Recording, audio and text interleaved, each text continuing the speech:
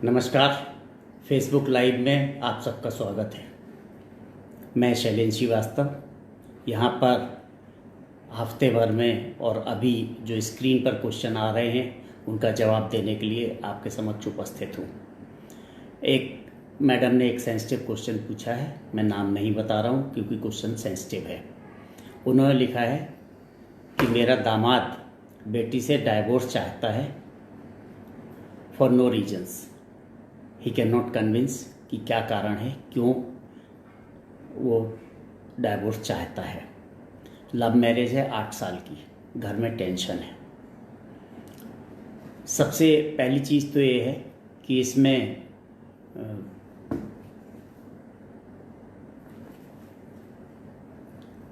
आपको family counselling से, परिवार की काउंसलिंग के आपस में बैठकर इसको सुधारना चाहिए। यदि आप इसको नहीं कर पा रहे हैं तो आपको ध्यान देना पड़ेगा कि आप पुलिस की फैमिली काउंसलिंग सेंटर में जाकर आपको अपनी समस्या बताना पड़ेगी। पुलिस इसमें मदद करेगी और अगर फिर भी वह नहीं मानता है तो किसी के साथ ज़बरदस्ती रहना उचित नहीं है।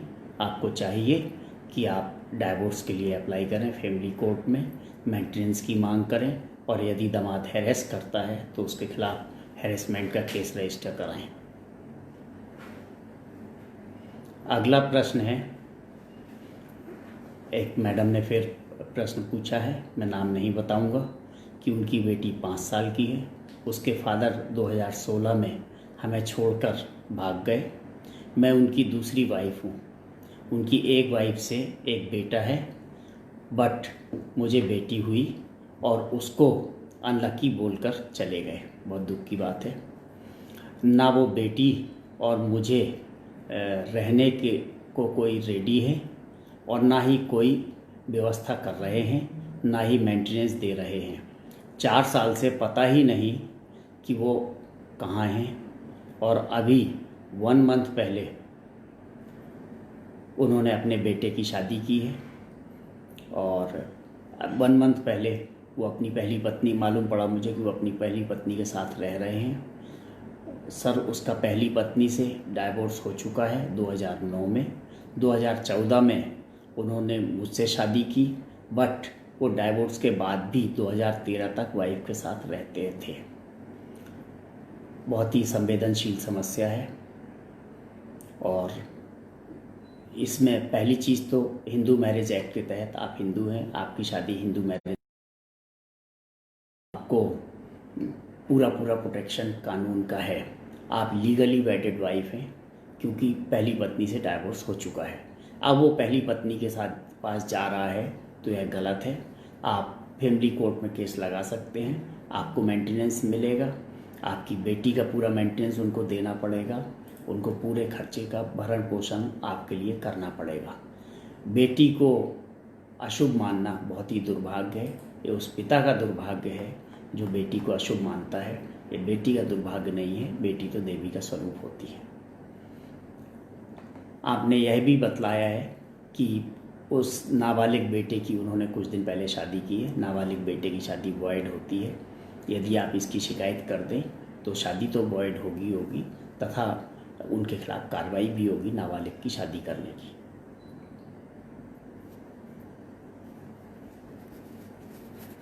अगला प्रश्न सुनील पांड्या जी ने पूछा है, dear sir, these days we are aware about cyber bullying, what will be end of it?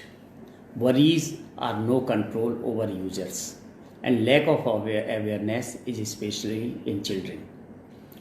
आज सुबह सुबह दैनिक भास्कर पढ़ते समय मैंने डीवी स्टार में एक खबर पढ़ी, व्हाट्सएप हैक, हो गई ठगी, लेकिन शिकायत नहीं ले रहा साइबर थाना। साइबर क्राइम अब मैं नया तो नहीं कहूँगा क्योंकि पिछले 1-2 डिकेड से साइबर क्राइम के अपराध हो रहे हैं, परंतु इस समय साइबर क्राइम एक जिस स्पीड से बढ़ रहा है वो स्पीड थोड़ी सी ज़्यादा है। जिस हिसाब से साइबर क्राइम बढ़ रहा है, इस हिसाब से साइबर क्राइम बढ़ने से हम सब के लिए चिंता का विषय है। व्हाट्सएप के माध्यम से, फेसबुक के माध्यम से या किसी अन्य माध्यम से साइबर क्राइम का होना आम बात हो गई है। सोशल मीडिया के दो स्वरूप हैं। मैं आपके प्रश्न का उत्तर इसी में निकालूंगा कि सोशल मीडिया पर साइबर क्राइम कैसे हो रहा है। सोशल मीडिया के दो कॉइन हैं, एक पॉजिटिव है, एक नेगेटिव है। सोशल मीडिया जहाँ पॉजिटिविटी में आपको एक एंटरटेनमेंट देता है, एक दूसरे से शेयरिंग देता है, घर परिवार से एक पुराने संपर्क को जोड़ने का काम करता है। मैंने ही आज फेसबुक पर अपने एक 35 साल पुराने फ्रेंड को देखा। उसने फ्रेंड रिक्वेस्ट भेजी थी। वो नेपाल में है, प्रोफेसर है। जब मैं BHU में पढ़ता था तब वो मेरे सीनियर थे। ये कितना बढ़िया नेटवर्क है, कितनी अच्छी एक उपलब्धता है जिससे हमको सोशल मीडिया में बहुत सारे पुराने संपर्क हमारे जीवित हो जाते हैं। परंतु इसके दुरुपयोग भी, क्रिमिनल्स इसका यूज़ करते हैं अपराध कमिट करने के लिए। सोशल मीडिया के बेसिकली 3 यूज़र होते हैं, एक आप स्वयं और सोसाइटी एट लार्ज, दूसरा होता है क्रिमिनल्स और तीसरा होता है enforcement agency. Enforcement agency use करती है सोशल मीडिया का क्राइम के कंट्रोल के लिए, क्राइम के प्रिवेंशन के लिए और क्राइम के इन्वेस्टिगेशन के लिए। सोशल मीडिया का जो यूज है उस हिसाब से अगर देखा जाए तो सबसे ज़्यादा यूज फेसबुक का होता है, उसके बाद यूट्यूब का होता है, उसके बाद व्हाट्सएप का होता है, उसके बाद फेसबुक मैसेंजर का, देन WeChat और इंस्टाग्राम आते हैं। आपको ताज्जुब होगा, दुनिया की लगभग 50% पॉपुलेशन, करीब 4 अरब के आसपास इंटरनेट का उपयोग करते हैं और करीब 31% लोग दुनिया में, 2 अरब से ज़्यादा लोग इसका सोशल साइट्स का इस्तेमाल करते हैं, सोशल मीडिया का उपयोग करते हैं। आप सोशल मीडिया के माध्यम से जहाँ पॉलिटिकल, सोशल, इकोनॉमिक इश्यूज़ पर डिस्कशन करते हैं, अपने व्यूज़ देते हैं, जहाँ आप अपनी पर्सनल लाइफ के इवेंट्स को लाइव करते हैं और इंटरेक्ट करते हैं एक दूसरे से, वहीं क्रिमिनल्स इसका उपयोग करते हैं। आपकी रियल टाइम लोकेशन लेते हैं, आपकी लाइफ के इवेंट्स जानते हैं, आप क्या ज्वेलरी पहने हैं वो देखते हैं, आपका स्टेटस देखते हैं एंड आपके खिलाफ कई तरीके के ऑफेंसेस प्लान करते हैं। इंटरनेट की सबसे बड़ी खूबी है, साइबर क्राइम की सबसे बड़ी खूबी है कि इसमें एनोनिमिटी रहती है। सामने वाला मिस्टर एक्स है या नहीं, ये नहीं पता लगा सकते हैं आप। वो जिस नाम से अपना सिम रजिस्टर करता है, जिस नाम से अकाउंट खोलता है, जिस नाम से ट्रू कॉलर में अपने सिम को रजिस्टर कर लेता है, ऐसी बहुत सारी चीज़ें होती हैं जिससे आप उसकी एनोनिमिटी पुलिस निकाल लेती है, एनफोर्समेंट एजेंसी निकालती है। बहुत सारे तरीके होते हैं जिसको पकड़ा जाता है, लेकिन एक कॉमन मैन मीडिया में एनोनिमिटी रहती है। दूसरा, कोई फिजिकल एविडेंस नहीं छूटता है कि उसके फिंगरप्रिंट छूटे हों, उसके फुटप्रिंट छूटे हों, उसका सामान हो। और कई बार बहुत दूर से, 7 समुंदर पार से भी लोग अपराध करते हैं। इसका बहुत हाई इम्पैक्ट होता है। आप देखिए, terrorist, criminals, communal elements, hardcore elements WhatsApp, social media पर बहुत सारे मैसेज छोड़कर बहुत इम्पैक्ट करते हैं। बहुत सारी वेबसाइट्स हैं जो बम बनाने की टेक्निक देती हैं, एटॉमिक बम कैसे बनाते हैं, न्यूक्लियर बम कैसे बनाते हैं, कैसे एक कॉमन राशन की दुकान में चले जाओ और इतने सामान खरीद लाओ जिससे बम बन जाता है, ऐसी चीज़ें भी सिखाते हैं। एविडेंस बहुत कम बचता है, इन्फोर्समेंट एजेंसीज को बहुत परेशानी होती है। जो ऑफेंसेस सोशल मीडिया के माध्यम से लोग कमिट करते हैं वो ऑफेंसेस होते हैं बर्गलरी बाय सोशल मीडिया। आपके घर में घुसकर आपके यहाँ चोरी करना, हाउस ब्रेकिंग करना, कैसे करते हैं वो देखते हैं आप में या आपके बच्चों में। जब भी कहीं जाते हैं तो सोशल मीडिया पर अपना अपलोड करते हैं कि वो आज बैंकॉक गए हुए हैं, बैंकॉक में शिप में से घूम रहे हैं, शहर में घूम रहे हैं, कोई हिस्टोरिकल मॉन्यूमेंट देख रहे हैं, उसके डिटेल्स पोस्ट करते हैं। ये भी बताते हैं कि अगले हफ्ते मैं 4 दिन के लिए गोवा घूमने जा रहा हूँ। बहुत सारे लोग अपनी पर्सनल जानकारी भी अपने एक सोशल स्टेटस, एक इकोनॉमिक स्टेटस भी अपलोड करते हैं। ये सब आपके लिए होते हैं, ऐसा नहीं करना चाहिए। इस सब का फ़ायदा उठाकर क्रिमिनल्स बर्गलरी करते हैं। अगला ऑफेंस होता है social engineering and fishing. Fishing एक ऐसा ऑफेंस है जो आपको दिखता है वो नहीं होता है। मैं उदाहरण के लिए बताऊं आपको, जैसे कोई बैंक की साइट है, वेबसाइट है बैंक की, ICICIbank.com है, उसमें एक दो लेटर चेंज करना, कैपिटल स्मॉल करना और उससे फर्जी ऐसी वेबसाइट बनाना जो उससे मिलती जुलती है, और उसके थ्रू आपको ईमेल आता है। आपके ईमेल आने पर आपसे वो बहुत सारे पर्सनल इन्फॉर्मेशन शेयर करते हैं। बहुत सारे लोग इन्फॉर्मेशन शेयर कर भी लेते हैं, और जब वो इन्फॉर्मेशन शेयर कर लेते हैं तो फिर उनके बहुत सारे डिटेल्स वो व्यक्ति ले लेता है और उसका उपयोग करता है। तीसरा ऑफेंस हम देखें तो मेलवेयर का होता है, वायरसेस का होता है। बहुत सारे ऐसे प्रोग्राम जो आपको दिखते हैं अच्छे हैं, लेकिन उनमें बहुत सारी ख़राब चीज़ें होती हैं। बहुत सारे ऐसे मैलिशियस एप्लीकेशंस उनमें अंदर छुपी हुई होती हैं जो आपके सिस्टम को डिस्ट्रॉय करती हैं। जो आपको, जैसे ईमेल कोई आता है उसमें कुछ अटैचमेंट होता है, उसको आप खोलिए तो जैसे ही आप ईमेल को खोलते हैं तो उसमें आपको दिखता है कि एक लिंक है। आप लिंक को क्लिक करते हैं तो तुरंत मेलवेयर आपके सिस्टम में इंस्टॉल हो जाता है, आपकी फाइल्स डिलीट करता है, आपको डिस्ट्रक्ट करता है। अगला ऑफेंस होता है आइडेंटिटी थेफ्ट।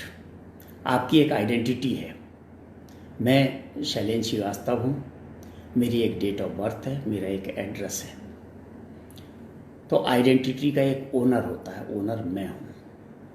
आइडेंटिटी का एक इशूअर भी होता है जो हमको इशू करता है आइडेंटिटी।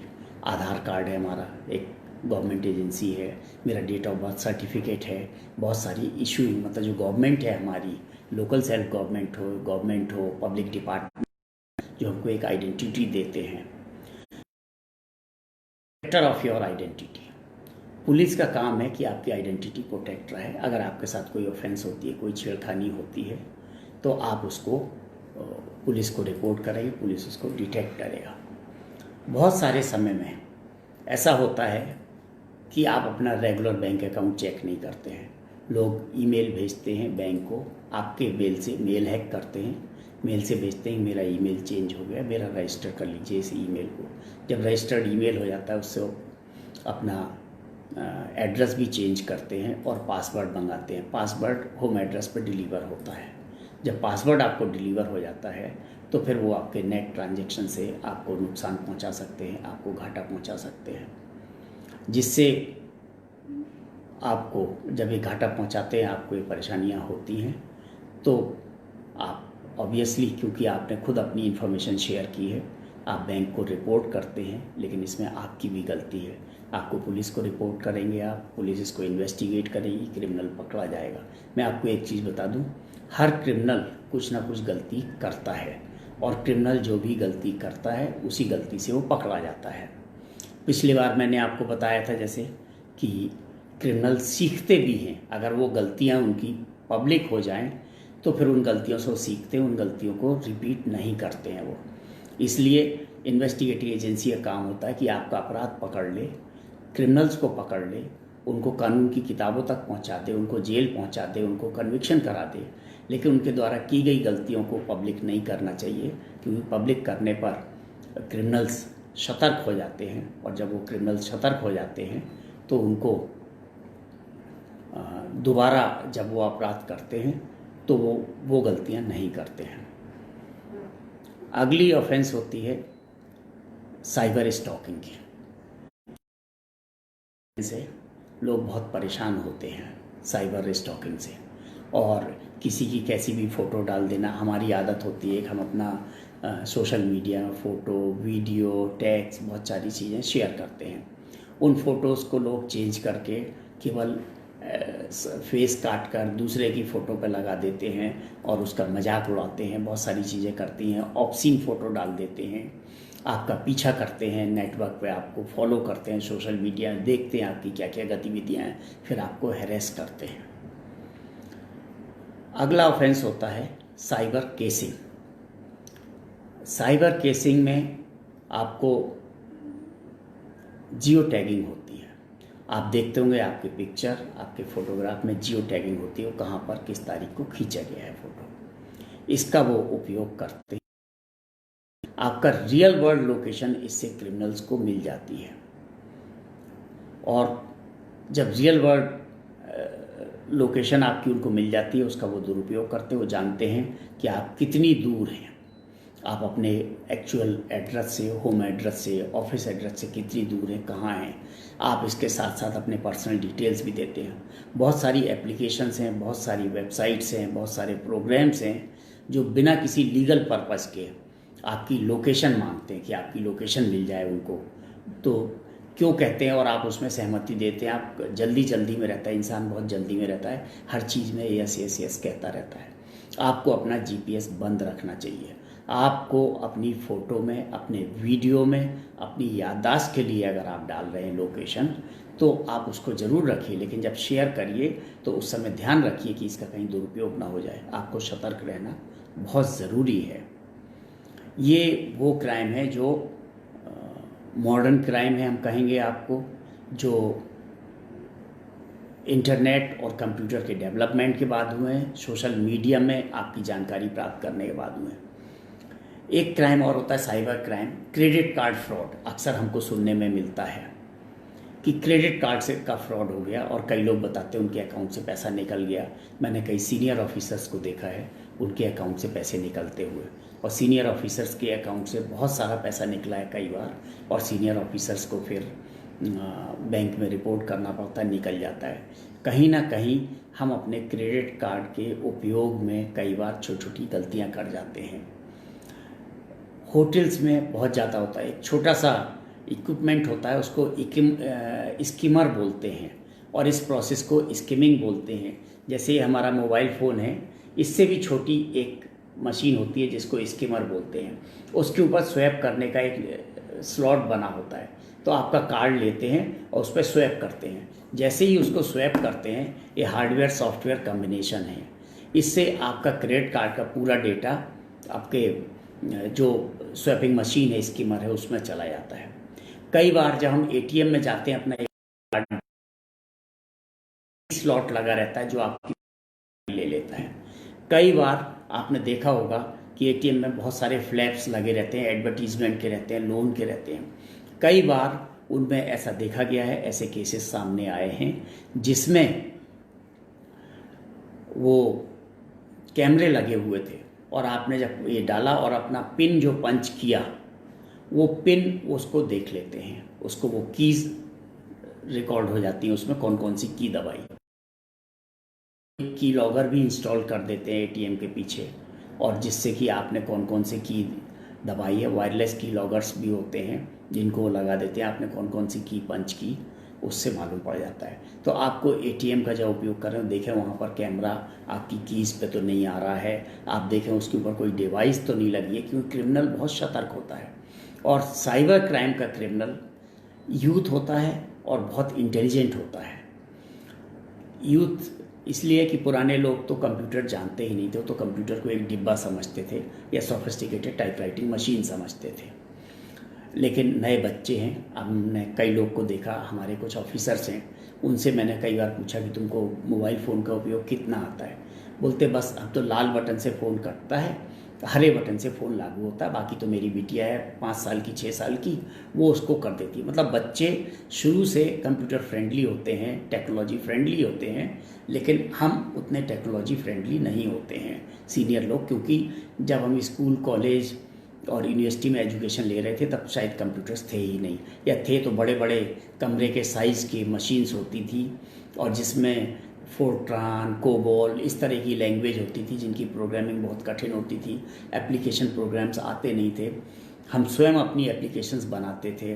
और बड़े बड़े कार्ड रीडर्स होते थे, करीब बड़ी डाइनिंग टेबल के साइज़ के कार्ड रीडर्स होते थे, उन पर कार्ड पंच करते थे, फिर सीक्वेंसिंग करते थे, फिर कार्ड रीडर को लगाते, कार्ड पंचिंग मशीन्स होती थी, फिर कार्ड रीडर होते थे, उसको पढ़ते थे, उसको प्रिंट करता था कि कौन कौन सा होल हुआ उसमें, HCT, ABD कौन कौन से हुए हैं, हुआ उनका क्या लेटर होगा, कैसे प्रोग्राम की कोडिंग हम करते हैं, एक एक लाइन को एक एक पंच कार्ड पर करते थे। तो बहुत कठिन होता था, उस समय लोग सीखते भी नहीं थे। नए बच्चे हैं, सिंपल है, कंप्यूटर यूज़र फ्रेंडली हो गया है, छोटे छोटे बच्चे। और आप अभी देख रहे हैं कोरोना के दौरान ऑफलाइन ऑनलाइन क्लासेस हो रहे हैं, इवन नर्सरी तक के बच्चों के, क्लास 1 के बच्चों के, क्लास 2 के बच्चों के ऑनलाइन क्लास हो रहे हैं। व्हाट्सएप पे प्रोजेक्ट रिपोर्ट्स आ रही हैं, जो क्वेश्चंस आ रहे हैं जिनका आपको जवाब देना है, प्रोजेक्ट रिपोर्ट बनाकर व्हाट्सएप पे, ईमेल पे भेजना है। बहुत सारी ऐसी चीज़ें हुई। बच्चे हमारे आजकल के कंप्यूटर सेवी हो गए हैं, बहुत ज़्यादा कंप्यूटर जानने लगे हैं। बट पुराने, चाहे वो इन्फोर्समेंट एजेंसी के हों, चाहे समाज के हों, पुराने लोगों को कंप्यूटर उतना नहीं आता है। साइबर इंट्रूजन एक दूसरा अपराध है जिसमें ब्रीच होता है।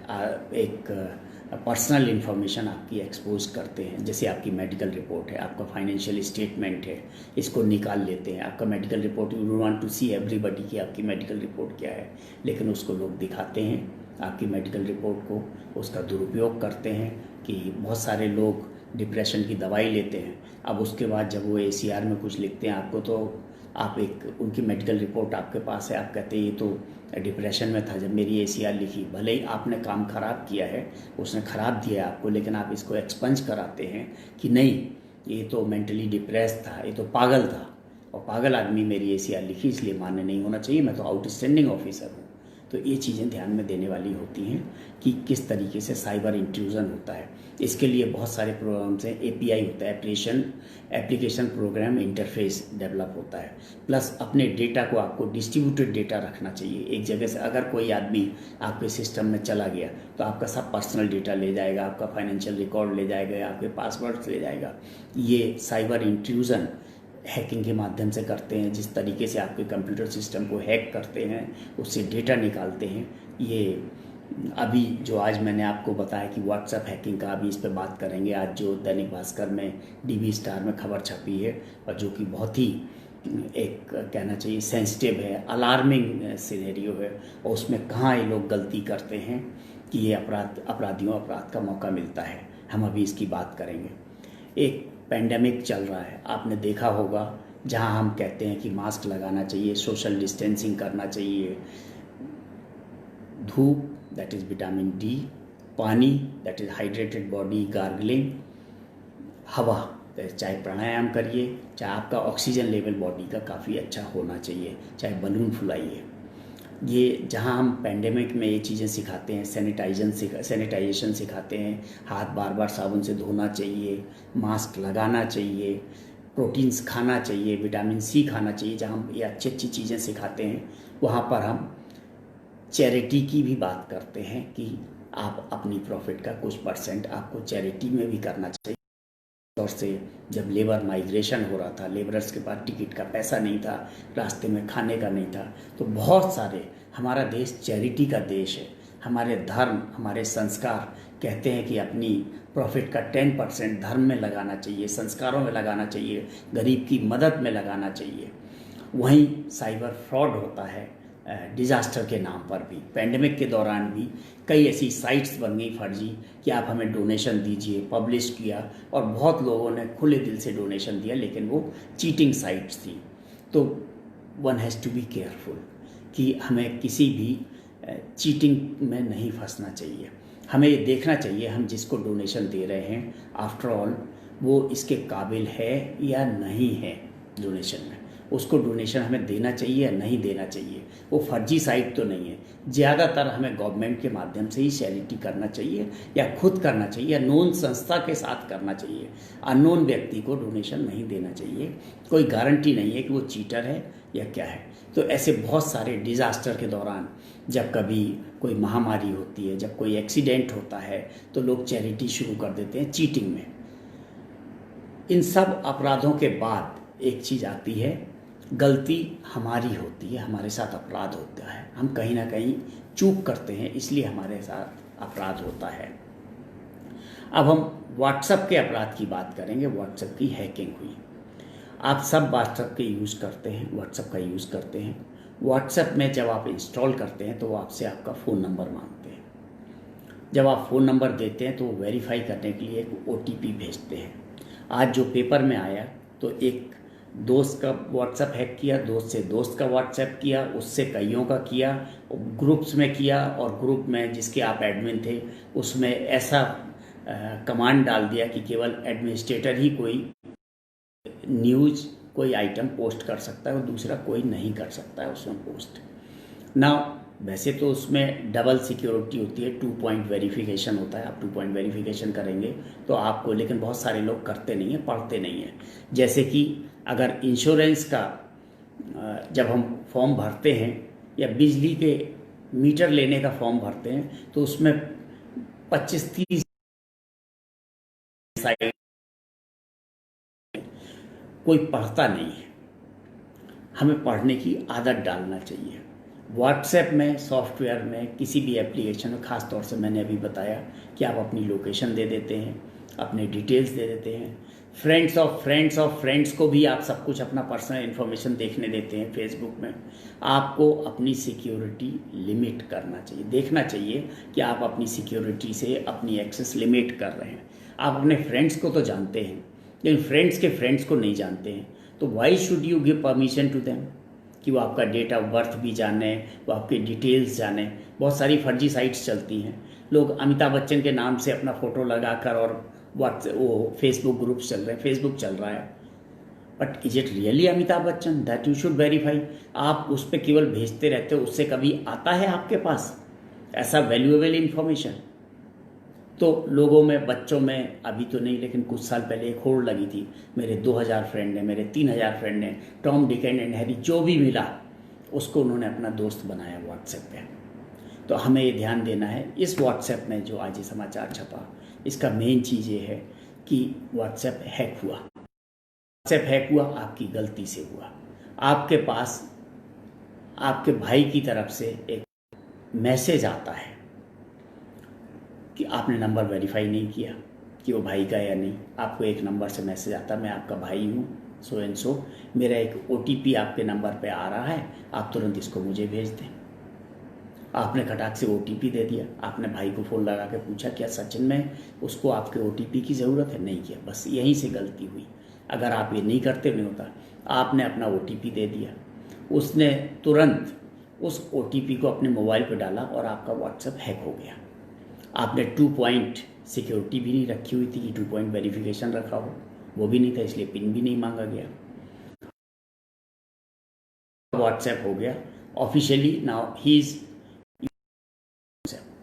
उसने आपके भाई को कहा कि वो तुम्हारे उस पर, उसके नंबर का, कि तुम्हारे उस पर एक OTP आ रहा, मुझे दे दो। भाई का भी हैक कर लिया। ऐसा कई दोस्तों को उसने आपके नंबर से या आपके भाई के नंबर से व्हाट्सएप किया, वो सब व्हाट्सएप हैक हो गए। नाउ अब इतने व्हाट्सएप का वो उपयोग कर सकता है। आप अगर तुरंत फिर से इंस्टॉल करें और व्हाट्सएप आप अपने में इंस्टॉल करें, आपका व्हाट्सएप बंद हो गया, आपने ध्यान नहीं दिया, आप अपने व्हाट्सएप को चालू करेंगे, फिर OTP आप में आएगा, उसका व्हाट्सएप बंद हो जाएगा। ऐसा सबको करना पड़ेगा, बड़ी चेन होगी। पकड़ना कठिन नहीं है, पकड़ना बहुत आसान है। आपने आज ये समाचार पत्र में लिखा है, लेकिन शिकायत नहीं ले रहा साइबर थाना।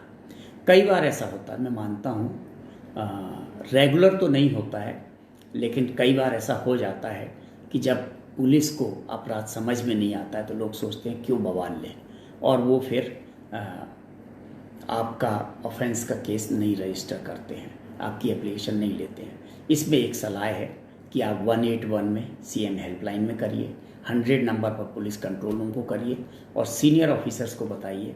डेफिनेटली आपकी शिकायत रजिस्टर होगी।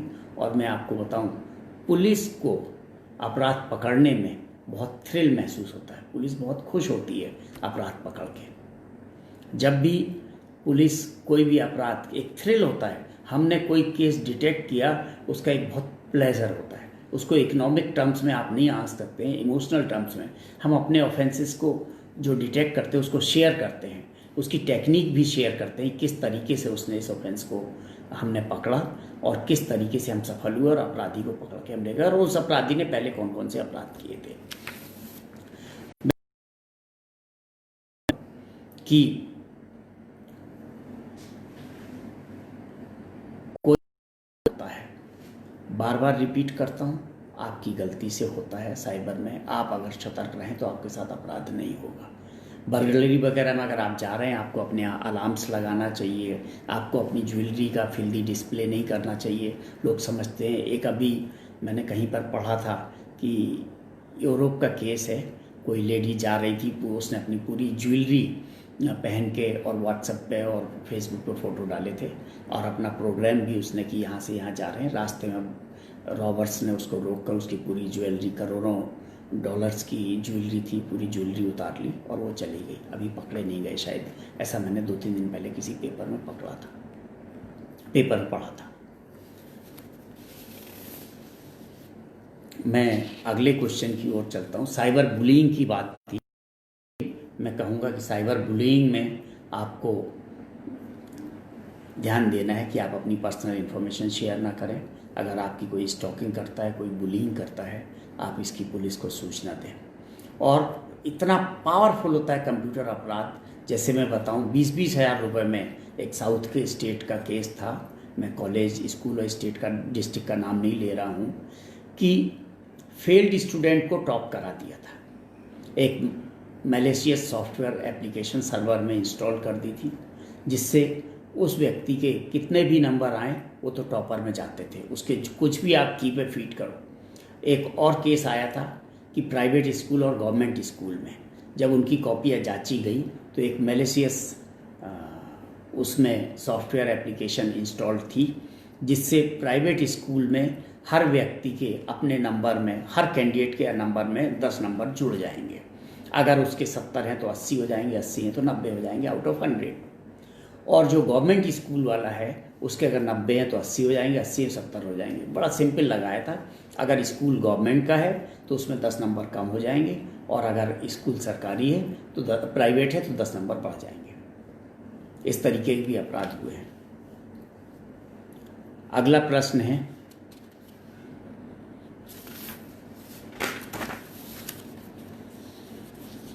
पुलिस विभाग के द्वारा सामुदायिक पुलिसिंग के लिए बहुत सारी बस्ती स्तर पर समितियां बनाई गई हैं, प्रशिक्षण भी हुआ है, लेकिन आगे की कोई रणनीति नहीं बनी है। इसके बारे में कुछ बताएं। बहुत ही अच्छा प्रश्न है। कम्युनिटी पुलिसिंग का एक कॉन्सेप्ट है जिसमें for the people with the people policing करना है, लोगों के साथ, लोगों के लिए। इसमें बहुत सारी अच्छी अच्छी योजनाएं, इंडिविजुअल एफर्ट्स हुए हैं, जैसे बाल मित्र थाना है, परिवार परामर्श केंद्र है, नगर और ग्राम रक्षा समितियां हैं, फ्रेंड्स ऑफ पुलिस है। ये बहुत सारे एफर्ट्स इसमें हुए हैं। बाल मित्र थाना है, ट्रैफिक वार्डन है, ट्रैफिक को सुधारने के लिए ट्रैफिक वार्डन्स हैं, जिसमें लोग वॉलंटरीली आकर आपकी मदद करते हैं, ट्रैफिक को रेगुलेट करने में आपकी मदद करते हैं। मैं एक चीज़ आपको बताना चाहूँगा, community policing totally voluntary basis पर होती है। बहुत सारे मोहल्लों में जहाँ चोरियाँ होती हैं वहाँ पुलिस की मदद से सोसाइटी वाले आपस में रोटेशन लगाकर रात में पुलिसिंग करते हैं, जिससे उनको उनके क्षेत्र में, उनके घर में, उनकी सोसाइटी में चोरी नहीं हो सके। बहुत सारों पर नज़र रखते हैं, सीसीटीवी लगवाते हैं, पूरा सतर्क रहते हैं। फ्रेंड्स ऑफ पुलिस में लोग आगे मदद करना चाहते हैं, खासतौर से जब रिलीजियस प्रोसेसन निकलते हैं, धार्मिक त्योहारों पर। अभी तो पेंडेमिक के दौरान सभी धार्मिक गैदरिंग बंद हैं, नहीं तो जब गणेश विसर्जन होता था, ताजिया विसर्जन होता था, समाज के लोग आगे बढ़कर irrespective of their religion police की मदद करते थे, पुलिस के पास आते थे और पुलिस से वो कहते थे हम आपकी मदद करना चाहते हैं। बहुत उनकी इच्छा होती थी कि वरिष्ठ अफसरों के साथ बैठकर एक कप चाय पी लें, उनसे बातचीत कर लें, उनका एक सर्टिफिकेट मिल जाए। ये व्यवस्था इंडिविजुअल तौर पर होती है। यदि एसपी चाहे, आईजी चाहे तो लोगों का सहयोग प्राप्त करता है, लोगों से मिलता है और लोगों को सहयोग से पुलिसिंग करता है। लेकिन अगर वो नहीं चाहे तो फिर नहीं होता है। इंस्टीट्यूशनल तरीके से मध्य प्रदेश पहला स्टेट है कंट्री में जहाँ पर इंस्टीट्यूशनल कम्युनिटी पुलिसिंग हुई। पुलिस हेडक्वार्टर में कम्युनिटी पुलिसिंग एक डिपार्टमेंट के रूप में उभर कर आया, जिसमें एक एडीजी या डीजी रैंक का अफसर पोस्ट होता है, जो सभी बेस्ट प्रैक्टिसेस को कोऑर्डिनेट करता है, सभी जिलों में लागू करता है। मध्य प्रदेश में कम्युनिटी पुलिसिंग में बजट भी आता है, जिससे उनको जैकेट है, लाठी है, टॉर्च है, रात में गश्त करने के लिए, ट्रैफिक वार्डन के लिए जैकेट है, ट्रैफिक में मदद करने के लिए ऐसी चीज़ें होती हैं। तो मध्य प्रदेश एक ऐसा स्टेट है जहाँ पर एक ऑर्गेनाइज तरीके से और कम्युनिटी पुलिसिंग को आगे बढ़ावा दिया जा रहा है। बाकी जगह कुछ जगह कम है, कुछ जगह थोड़ा ज़्यादा भी है, लेकिन कम्युनिटी पुलिसिंग बहुत अच्छी चीज़ है और भविष्य ही कम्युनिटी पुलिसिंग का है, for the people with the people. Bangalore में कावेरी नदी के संबंध में जब हिंसा हुई थी, बेंगलोर में कर्फ्यू के दौरान प्रामाणिक जानकारी प्रसारित करने के लिए बेंगलोर पुलिस ने ट्विटर हैंडल का इस्तेमाल किया था। हैदराबाद पुलिस ने सामुदायिक पुलिसिंग के लिए मोबाइल एप्लीकेशन हॉक आई 2016-17 में जारी की थी। बहुत अच्छी एप्लीकेशन थी जिसमें कम्युनिटी हॉक आई के माध्यम से जानकारी इकट्ठी करते थे। इसको राष्ट्रीय स्तर पर पुरस्कार भी मिले हैं। मध्य प्रदेश में बाल मित्र थाना, परिवार परामर्श केंद्र, friends of police, traffic warden, ये सब योजनाएं चल रही हैं। खासतौर से शहरों में तो अच्छी चल रही हैं। इंदौर हमारे यहाँ इसमें अग्रणी रहा है, भोपाल अग्रणी रहा है। जब छत्तीसगढ़ हमारा पार्ट था मध्य प्रदेश का, तब रायपुर, बिलासपुर ऐसे ज़िलों में भी ये योजना चलती थी। छोटे ज़िलों में ग्राम रक्षा समिति, नगर रक्षा समितियाँ बहुत अच्छा काम कर रही हैं और जहाँ जहाँ अच्छे एसपीज हैं जो इंटरेस्ट लेते हैं कम्युनिटी पुलिसिंग में, उनके यहाँ पुलिस मित्र, बाल मित्र, फैमिली काउंसलिंग सेंटर ये सब चल रहे हैं। फैमिली काउंसलिंग सेंटर प्रायः सभी ज़िलों में चल रहे हैं मध्य प्रदेश में।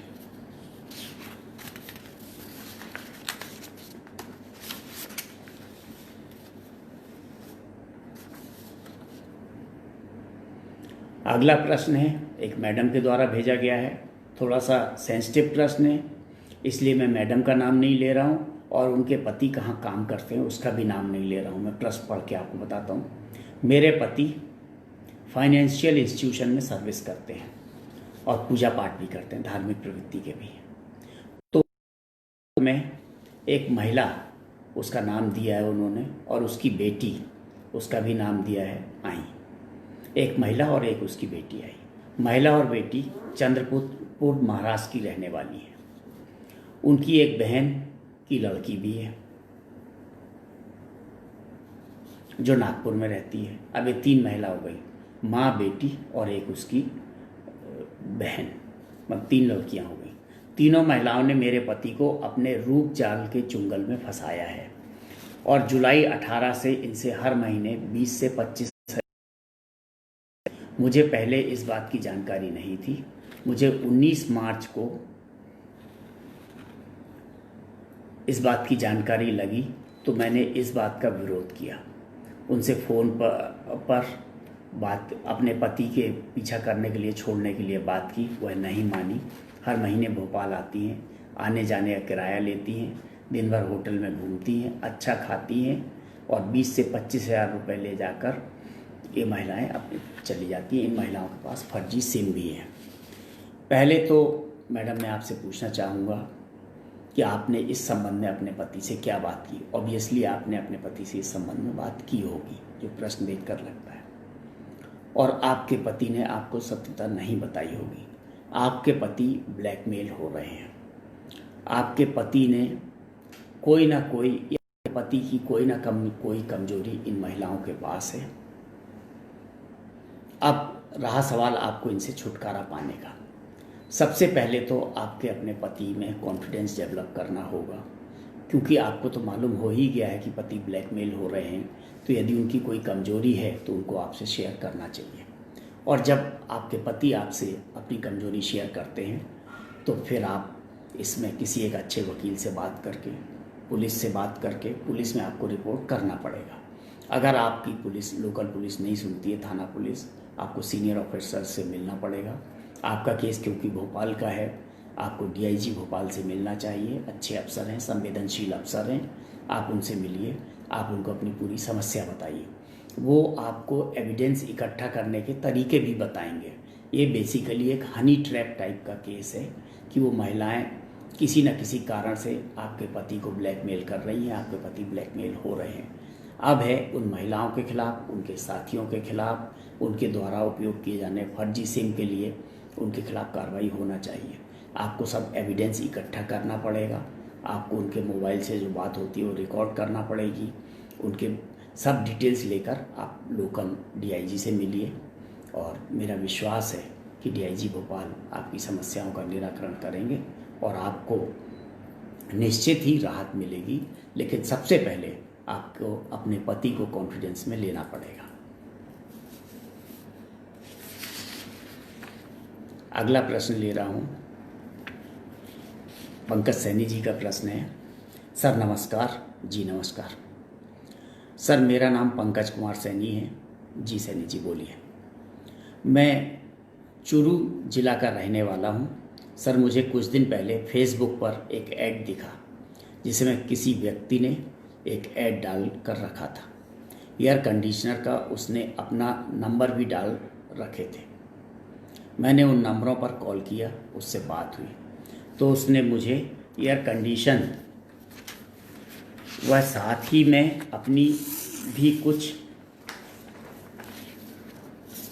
फ़ोटो आईडी भेजी, जिसमें मैं उसके चक्कर में आकर उसने मुझे जयपुर बुलाया और मैं अपना पर्सनल व्हीकल लेकर जयपुर निकल गया।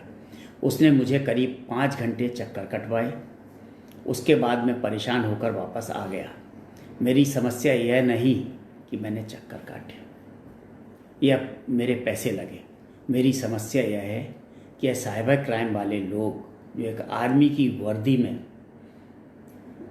घूमते हैं, आर्मी को बदनाम करते हैं, जिनमें अपनी फ़ोटो भेजते हैं, अपना आईडी कार्ड भेज रहे हैं। आर्मी की वर्दी को मैं दिल से सैल्यूट करता हूँ। बहुत अच्छा करते हैं आप। हर व्यक्ति आर्मी को सैल्यूट करता है, वो देश की रक्षा करते हैं अपने घर परिवार को छोड़कर। हम सब भी आर्मी को सैल्यूट करते हैं। आर्मी बहुत अच्छा काम करती है, देश की सीमाओं की रक्षा करती है। हमारा फ़र्ज़ बनता है, यदि हम उनको और कुछ नहीं कर सकते, उनके परिवार को कुछ नहीं दे सकते हैं, तो कम से कम उनको एक समाज में सम्मान तो दे सकते हैं। आपने कई बार एडवर्टीज़मेंट भी देखे होंगे, बस में यदि कोई आर्मी वाला आता है तो लोग खड़े होकर ताली बजाते हैं, उसको बैठाते हैं, उसको सैल्यूट करते हैं, उसको सीट देते हैं प्राथमिकता पे। हमारा समाज आर्मी को बहुत सम्मान देता है और उसी का दुरुपयोग करके अपराधियों ने आपको अपनी आर्मी की यूनिफॉर्म में फ़ोटो भेजी, आईडी भेजी अपनी और आपको बुलाया। मैं एक चीज़ आप सबसे शेयर करना चाहूँगा। ट्रेडिशनली अपराध करने के 3 कारण होते हैं। पहला कारण होता है मनी। पैसे के लिए लोग अपराध करते हैं। चोरी करें, डकैती डालें, लूट करें, किडनैपिंग फॉर रैंसम करें और अवैध हथियारों की स्मगलिंग करें, ड्रग की स्मगलिंग करें।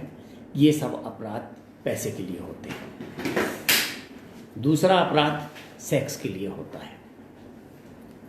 लोग व्यभिचार के लिए अपराध करते हैं। आप सब जानते हैं, रेप, मॉलेस्टेशन, छेड़खानी, पोर्नोग्राफी, ये सब अपराध सेक्स के अपराध होते हैं। पहला अपराध हुआ पैसे के लिए, दूसरा हुआ सेक्स के लिए। तीसरा अपराध दुश्मनी के लिए होता है। बहुत सारे जगह कहावत है, जाको बैरी चैन से सोए ताकि जीवन को धिक्कार, और लोग दुश्मनों का मर्डर करते हैं। बहुत सारे ऐसे क्षेत्र हैं जहाँ खोज खोज के दुश्मन को मारते हैं। वो अपना नहीं देखते हैं कि हमारी उंगली कटेगी, हाथ कटेगी, सामने वाले की आंख फूटेगी, सामने वाले का मर्डर होगा, ये उनको ज़्यादा महत्व है। लेकिन साइबर क्राइम एक ऐसा है, इस क्राइम ने क्राइम फॉर फन भी कर दिया है।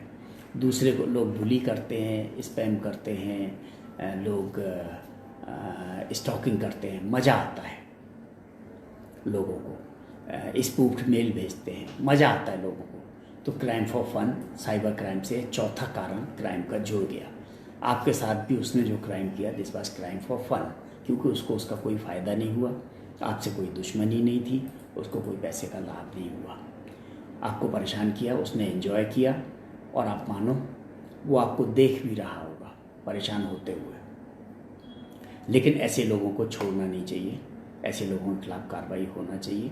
आप साइबर पुलिस स्टेशन में शिकायत करिए, लोकल पुलिस स्टेशन में शिकायत करिए। आपके पास जो उनके नंबर्स हैं, जो डिटेल्स हैं, वो पुलिस से शेयर करिए। आप उनके फ़ोटो शेयर करिए पुलिस से।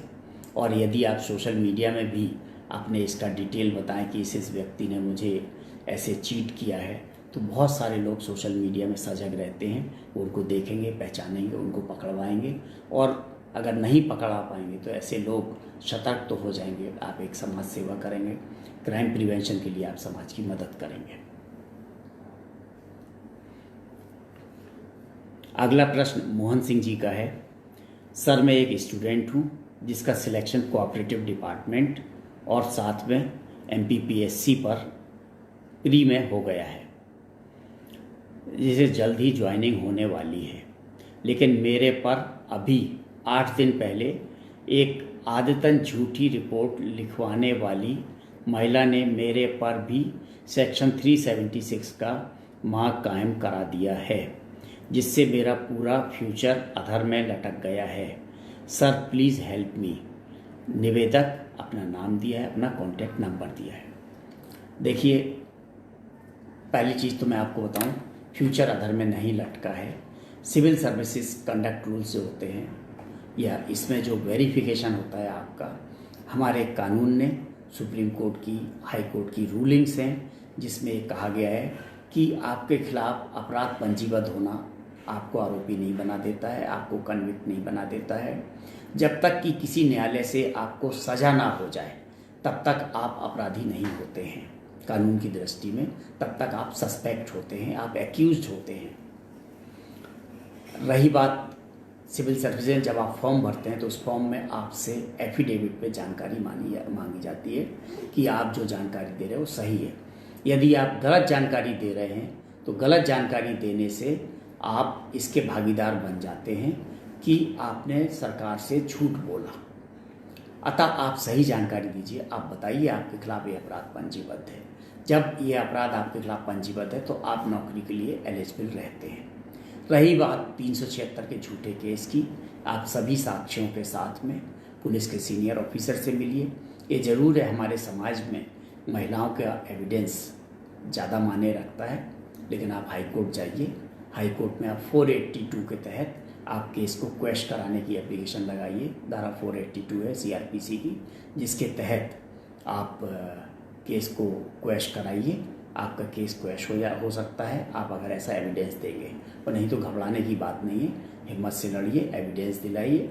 और जब तक कि आपको कन्विक्शन नहीं हो जाता है, आपका केस चालान नहीं हो जाता है, आप इनएलिजिबल नहीं होते हैं, आप अपनी नौकरी के लिए एलिजिबल रहते हैं। क्यों? अपराध तो कानून धारा 154 CRPC के तहत कोई भी कॉग्निजेबल की ऑफेंस की सूचना पर अपराध पंजीबद्ध करना अनिवार्य है पुलिस के लिए। तो यदि लेडी ने शिकायत की है तो पुलिस को रेप का अपराध तो पंजीबद्ध करना पड़ेगा। सही और झूठा इन्वेस्टिगेशन के दौरान मालूम पड़ेगा। इसलिए आप परेशान मत होइए। आपका जो पुलिस वेरिफिकेशन फॉर्म आएगा, उस फॉर्म में आप इस केस की पूरी जानकारी लिखिए। आप एलिजिबल रहेंगे और आप तब तक नौकरी करेंगे जब तक कि कोर्ट से आपके केस का आपके विपरीत निराकरण ना हो। अगर पॉजिटिव होता है तो कोई प्रॉब्लम नहीं है, और अगर विपरीत होता है, हाई कोर्ट में अपील पे जाइए। अपील के दौरान आपकी नौकरी में फिर आपको स्टे रहेगा। आप ये देख लीजिए, आपको थोड़ा सतर्क रहना पड़ेगा, कोई अच्छा वकील लगाना पड़ेगा, एविडेंस पूरा देना पड़ेगा माननीय उच्च न्यायालय के समक्ष, जिससे 482 CRPC के तहत आपके विरुद्ध दर्ज FIR निरस्त किया जा सके। अगला प्रश्न है श्री नमन जी का। सर, सभी जानते हैं कि सभी विभाग अपने अच्छे काम से और कुछ विभाग के लोगों द्वारा किए गए भ्रष्टाचार से ज़्यादा बदनाम हैं। क्या हम इसमें बदलाव नहीं ला सकते? जब वीडियो या फोटो में रिश्वत लेते दिखते हैं फिर भी सिर्फ निलंबित ही क्यों होते हैं? क्या इस पर विभाग सीधे सख्त कदम उठाकर नौकरी से नहीं निकाल सकता है? तब तक सख्ती नहीं होगी, तब तक यह तो चलता रहेगा। मार्गदर्शन दें। आपने बड़ा अच्छा प्रश्न पूछा है।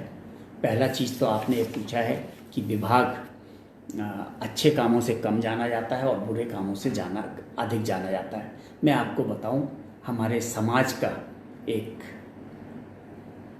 ये अवधारणा है कि अच्छी चीज़ को ज़्यादा पॉपुलेट नहीं करते हैं, ख़राब चीज़ बहुत जल्दी पॉपुलेट होती है। जैसे मैं आपको बताऊं, यदि आपके बारे में कहूँ आप बहुत ईमानदार हैं, अपराइट हैं, बहुत अच्छे से काम करते हैं, बहुत हार्ड वर्किंग हैं, बहुत सिंसियर हैं, इस पे ये कोई न्यूज़ नहीं हुई है। ये आप अपनी संतुष्टि के लिए कर रहे हैं। हर आदमी को अच्छा काम करने की तनख्वाह मिलती है। आप अच्छा काम कर रहे हैं क्यों, आपको उसकी तनख्वाह मिल रही है। किसी भी व्यक्ति को खराब काम की तनख्वाह नहीं मिलती है। तो अच्छा काम तो करना आपकी ड्यूटी है। खराब काम की किसी को तनख्वाह नहीं मिलती है। यदि किसी से एक छोटी सी स्लिप होती है, कोई छोटी सी भी गलती होती है, तो ये बहुत अच्छे से फायर की तरह जंगल में पॉपुलेट होती है। तो बुराइयां तो बहुत जल्दी सुनी जाती है, देखी जाती हैं। आप खुद भी देखिए, यदि मैं आपकी दिन रात तारीफ करूं तो आप सोचोगे आप तो इसको डिजर्व करते हो, मैं कोई आप पे एहसान नहीं कर रहा हूं। आपको बहुत ज़्यादा खुशी नहीं होगी, आप हमसे बहुत ज़्यादा प्रभावित नहीं होंगे। लेकिन अगर मैं बोलूँ आप चोर हो, आप करप्ट हो, आप व्यभिचारी हो, आप जिंदगी भर याद रखोगे। जो बुराइयां हैं उनका इम्पैक्ट अच्छाई से हजारों लाखों गुना ज़्यादा होता है। ये हमारा समाज है, ये हमेशा से ऐसा चला आ रहा है। इसलिए जो छोटी छोटी बुराइयां भी होती हैं समाज की, भ्रष्टाचार की आपने बात की है, वो विभाग को बदनाम करती हैं। सही है, विभाग में अगर एक मछली पूरे सारे तालाब को गंदा करती है। 99.99% लोग अच्छे हैं, लेकिन एक करप्ट पकड़ाता है तो लोग उस विभाग के बारे में ऐसी धारणा बनाते हैं। रही बात स्ट्रिक्ट एक्शन लेने की, हमारे कॉन्स्टिट्यूशन में, हमारे कंडक्ट रूल्स में सबको प्रोटेक्शन दिया गया है। जैसे अभी मैंने पहले वाले केस में बताया था कि उस व्यक्ति को, बेचारे को किसी ने झूठे केस में, रेप के केस में फंसा दिया है। अब उसको अपने को डिफेंड करने का अधिकार है। हमारा कानून ऐसा नहीं है कि उसके खिलाफ रेप का FIR हुआ तो उसको फांसी चढ़ा दो। हमारा कानून है उसको पूरा अपने को बचाने का, और वो तो कह भी रहा है कि झूठा है, किसी आतंक महिला ने ऐसा केस कराया है। इसी तरह यदि मैं किसी से नाराज़ हो गया और मैंने उसको झूठे केस में फंसा दिया और बर्खास्त कर दिया, तो उसको कानूनी प्रोटेक्शन चाहिए। बहुत सारे शासकीय सेवा के दौरान हम लोग बहुत सारे ऐसे काम करते हैं जिससे बहुत सारे लोग नाराज़ होते हैं। आप क्या सोचते हो, पुलिस ऑफिसर से अपराधी नाराज़ नहीं होते हैं? क्या इस मौके की तलाश में नहीं रहते हैं कि कब उसको फंसा दिया जाए, उससे छुटकारा पा लिया जाए, उसका ट्रांसफ़र करा दिया जाए, उसको परेशान किया जाए जिससे वो झुक जाए और आपकी आपराधिक गतिविधियों में ज़्यादा बिखने ना डालें। इसलिए कानूनन उसको प्रोटेक्शन है। 197 CRPC के तहत उनको प्रोटेक्शन है कि कोई भी गवर्नमेंट सर्वेंट को चालान के पहले कॉम्पिटेंट अथॉरिटी से आपको परमिशन लेना पड़ेगी। भ्रष्टाचार के मामले में आपने बात की है, ज़रूर विभाग बहुत बदनाम होता है, लेकिन क्या शिकायत सही है, शिकायत गलत है, इसका वेरिफिकेशन ज़रूरी है। किसी को भी आप सीधे बर्खास्त कर देंगे तो हाई कोर्ट और सुप्रीम कोर्ट उसको रीइंस्टेट कर देते हैं, क्योंकि नेचुरल जस्टिस के तहत उसको अपने को डिफेंड करने का मौका नहीं मिला है। सज़ा ज़रूर मिलती है, हो सकता है विलम्ब हो सकता है कानूनी पेचीदगियों का सामना करना पड़े आपको, लेकिन जो गलत है सो गलत है, उसको सज़ा मिलेगी और उसको डिफेंड करने का पूरा अधिकार है कानून में, इसलिए वो अपने को डिफेंड कर सकता है। अगला प्रश्न अनिल जी ने पूछा है, सर क्या संडे लाइव के अलावा पेज या मैसेंजर में समस्या लिखकर निराकरण प्राप्त किया जा सकता है? कृपया मार्गदर्शन दें। यस, और हमने पोस्ट भी किया है कि आप किसी भी दिन फेसबुक इनबॉक्स में आस्क शैलेंद्र श्रीवास्तव जो फेसबुक पेज है उसके इनबॉक्स में जाकर आप अपना प्रश्न लिख सकते हैं। हम उस पर पर्सनल रिप्लाई भी देते हैं। हमने बहुत सारे लोगों को रिप्लाई दिए हुए हैं उसमें, और कुछ चुनिंदा प्रश्न यहाँ लिख कि दूसरों को भी इससे रिलेटेड समस्याएं हो सकती हैं जिसका उनको फ़ायदा मिलेगा, इसलिए हम इस चीज़ को यहाँ पर लाते हैं। बाकी आप कभी भी प्रश्न पूछ सकते हैं। अगला प्रश्न संजय टिकेश्वर जी का है, सर आउटसोर्स कर्मचारी को बिना गलती काम से निकाल देना कहाँ तक सही है? मैंने अभी आपको एक उदाहरण दिया था कि इंश्योरेंस में, बैंक अकाउंट खोलने में आप कहीं भी दस्तखत कर देते हैं। आपकी नौकरी की टर्म्स एंड कंडीशंस होते हैं, आउटसोर्स के भी टर्म्स एंड कंडीशंस होते हैं। उन टर्म्स एंड कंडीशंस के आधार पर ही आपको निकाला जा सकता है। लेबर लॉ में आपको प्रोटेक्शन है, कॉन्स्टिट्यूशन में आपको प्रोटेक्शन है। आप देखिए कि क्या प्रोटेक्शन आपको है, जो आपने टर्म्स एंड कंडीशंस साइन किए हैं उसमें आपको क्या प्रोटेक्शन है, उसके अनुसार ही आपको निकाला जा सकता है। बिना कारण के नहीं निकाला जा सकता है। वो जब भी निकालते हैं उसमें एक स्पेसिफिक रीज़न होता है। अगर नहीं होता है तो लोग हाई कोर्ट जाते हैं, तो हाई कोर्ट बोलता है स्पीकिंग ऑर्डर जारी करिए आप, और जब स्पीकिंग ऑर्डर से फिर हो जाता है then you can go to court again, अगर आप सही हैं कि स्पीकिंग ऑर्डर में ये त्रुटियाँ हैं, ये हमारा एविडेंस है, आपको ऐसे करना पड़ेगा। अगला प्रश्न पूछा गया है कि पॉक्सो के मामले में अक्सर ये पाया जाता है कि पुलिस सूचना देने में विफल रहती है, ऐसे में वकीलों का पुनर्वास प्रभावित हो जाता है, बालकों का पुनर्वास प्रभावित हो जाता है। किस प्रकार से सुनिश्चित किया जाए कि पुलिस तत्काल चाइल्ड वेलफेयर कमेटी को उपलब्ध कराए।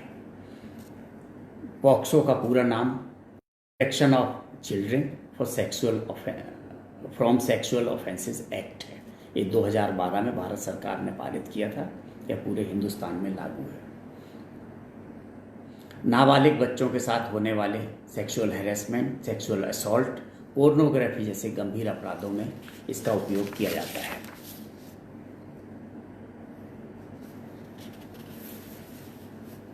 दो 2012 में बनाए गए इस कानून में अलग अलग धाराओं में अलग अलग सजाएं हैं।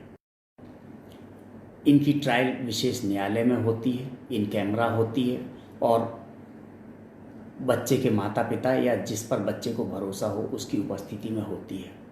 यदि अभियुक्त किशोर है तो उसका ट्रायल किशोर न्यायालय में होता है। यदि कोई व्यक्ति या जानता है कि बच्चे के साथ गलत कृत्य हुआ है तो उसको भी नज़दीकी पुलिस स्टेशन में इसकी सूचना देना पड़ती है। यदि वह सूचना देने में विफल रहता है तो उसको भी 6 महीने की सज़ा का प्रावधान है। पुलिस को भी ये जिम्मेदारी दी गई है, आपके प्रश्न उत्तर, कि 24 घंटे के अंदर उसको CWC को सूचना देना पड़ेगी, चाइल्ड वेलफेयर कमेटी को सूचना देना पड़ेगी, और CWC भी अपनी जांच इसमें करती है। आपने बताया कि ऐसा नहीं हो रहा है, ये गलत है। आपको संबंधित जिले के पुलिस अधीक्षक से बात करना चाहिए और जिले में एक ऐसी व्यवस्था लागू कराना चाहिए जिससे पॉक्सो कानून का पालन हो। कंट्रोल रूम के माध्यम, जैसे ही थाने में अपराध पंजीबद्ध होता है, आपका फ़ोन नंबर कंट्रोल रूम के पास होना चाहिए। कंट्रोल रूम तुरंत आपको, दैट इज़ CWC को तुरंत सूचना दे, CWC अपनी टीम भेजे। अभी भोपाल में हाल ही में एक केस हुआ था जिसमें नाबालिगों का एक्सप्लॉयटेशन हुआ था। मैंने समाचार पत्रों में पढ़ा कि उन्होंने तुरंत CWC को सूचना दी थी, CWC की टीम पहुंच गई थी, उन्होंने बच्चियों के बयान लिए थे। तो ऐसा नहीं है, भोपाल में तो मुझे लगता कि काफ़ी एक्टिव है, CWC भी एक्टिव है, पुलिस भी एक्टिव है, दोनों का कोऑर्डिनेशन बहुत अच्छा है। जहाँ पर नहीं है आप वहाँ के पुलिस अधीक्षक से संपर्क करिए, वहाँ के जिला मजिस्ट्रेट से संपर्क करिए, और CWC का एक मैंडेटरी प्रोविज़न है, इसको करना पड़ेगा, इसमें कोई कोताही नहीं हो सकती है। मैं आखिरी प्रश्न ले रहा हूँ, अब समय कम बचा हुआ है। Is there a news of separate committee to oversee the police or other such institutions who can dedicatedly monitor POCSO related matters? ये यही है। डिस्ट्रिक्ट में डिस्ट्रिक्ट चाइल्ड प्रोटेक्शन ऑफिसर होता है जो कि महिला बाल विकास के अंडर में काम करता है। जो चाइल्ड प्रोटेक्शन ऑफिसर होता है वो पूरे केस की इंक्वायरी करता है और इसको देखता है। पुलिस और महिला बाल विकास में बहुत अच्छा कोऑर्डिनेशन होता है डिस्ट्रिक्ट्स में। जहाँ पर नहीं हो वहाँ पर दोनों विभागों के सीनियर ऑफिसर्स को बैठकर आपस में बात करना चाहिए और इसका निराकरण करना चाहिए। मैं अंतिम प्रश्न ले रहा हूँ। राजीव जैन जी का प्रश्न है। उन्होंने 3 क्वेश्चन पूछे हैं, मैं समय अभाव के कारण केवल एक प्रश्न ले रहा हूँ। वह प्रश्न है कि cyber security be part of study material, study course in schools. Yes, it should be। बहुत सारे साइबर अपराध हो रहे हैं और साइबर सिक्योरिटी होना चाहिए, और इसके लिए हमें टीचर्स को भी ट्रेन करना चाहिए। टीचर्स को भी, क्योंकि पुराने अगर एजेड टीचर हो सकता है उनको ही साइबर के सिक्योरिटी का महत्व ना मालूम, बच्चे ज़्यादा जानते हैं। तो ट्रेनिंग ऑफ टीचर्स होना चाहिए, ट्रेनिंग ऑफ ट्रेनर्स होना चाहिए, और वो लोग इन बच्चों को साइबर सिक्योरिटी के बारे में बताएं। एक बहुत ही संवेदनशील प्रश्न आ गया है, एक मैडम ने प्रश्न किया है, इसका जवाब देना बहुत ज़रूरी है। मैं समय एक्सीड कर रहा हूँ, लेकिन मैडम का बहुत ही संवेदनशील प्रश्न आया है। I want to take some suggestions regarding family issues and my case which my cases which are going on in district and high court. My husband had an affair before marriage for which I was tortured. My husband kicked me out of his company without any prior information by getting my false signatures done. I have 2 kids. I am very much upset due to cases. Please give me your support and बहुत ही sensitive case है। आपके पति का शादी के पहले affair था, आपने ऑब्जेक्ट किया, उसने आपको ही निकाल दिया। आपके 2 बच्चे हैं, आप लीगली वेडिड वाइफ हैं, पति ने तलाक नहीं लिया है, आप मेंटेनेंस के लिए, बच्चों के मेंटेनेंस के लिए आप एंटाइटेड हैं। कंपनी से उसने आपको निकाल दिया, आपके सिग्नेचर धोखे से कराकर। ये 420 का केस आप रजिस्टर कराइए। ये 420 केस में आपको सिद्ध करना पड़ेगा कि आपको धोखा देकर कंपनी से निकाला है। कंपनी लॉज में बहुत सारे प्रोटेक्शन हैं कि आपके सिग्नेचर अगर धोखे से हुए हैं तो आपको कंपनी नहीं निकाल सकते हैं। आप एक अच्छे वकील को करिए और आप देखिए कि आपको कंपनी से ना निकाल पाएँ, आपका इकोनॉमिक इंटरेस्ट सिक्योर रहे। आपके केसेस हाई कोर्ट में और डिस्ट्रिक्ट कोर्ट में चल रहे हैं। आप किसी अच्छे वकील को लगाइए और जिससे आपके केसेस का जल्दी निराकरण हो और उनको सज़ा मिले। आप डाइवोर्स का केस देखिए कि आपको डाइवोर्स के केस में पूरा मेंटेनेंस मिले, बच्चों की गाड़ी मिले। आज बस इतना ही फेसबुक लाइव में। आप सबको उपस्थिति के लिए बहुत बहुत धन्यवाद। हम अगले हफ्ते फिर मिलेंगे इसी समय, और तब तक के लिए आपको नमस्कार। आपके प्रश्नों का मैं इंतज़ार करूंगा फेसबुक लाइव मेल बॉक्स में। Thank you.